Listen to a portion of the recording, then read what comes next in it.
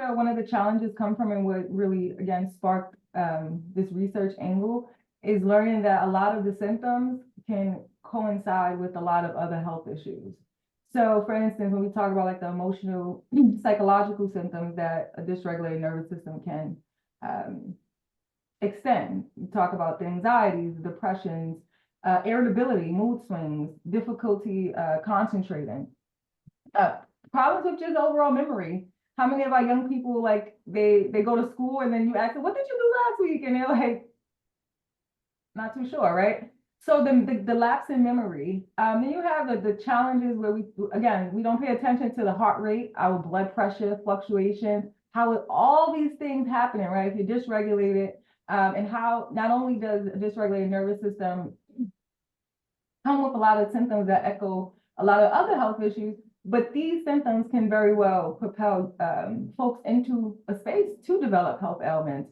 Another condition that comes, a lot of people report who have dysregulated nervous system is particularly that space where they can't sleep, right? Insomnia, or they have sleep disturbances. They're very sensitive to touch or loudness. They can't take loudness, right? So think about the young person who, sensitivity is like really big for them, or if they come from a chaotic home where it's loud, and they finally get this sense of comfort, right, in the classroom space, but then this chaos starts to exist within the classroom space or in the school environment.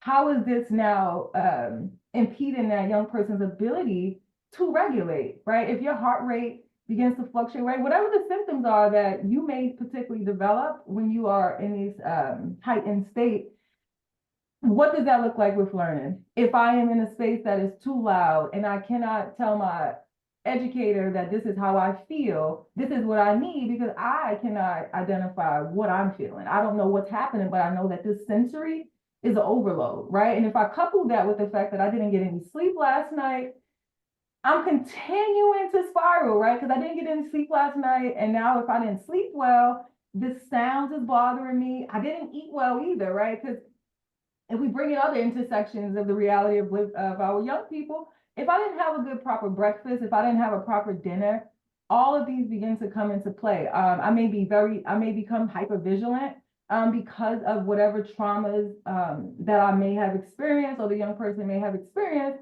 They may be very hypervigilant, right? So the student who is always on edge and on guard, are they the students that we want to continuously put in these spaces to be in high alert states? And how can we as educators begin to disrupt this cycle from our young people not having that outlet to even acknowledge that their nervous system is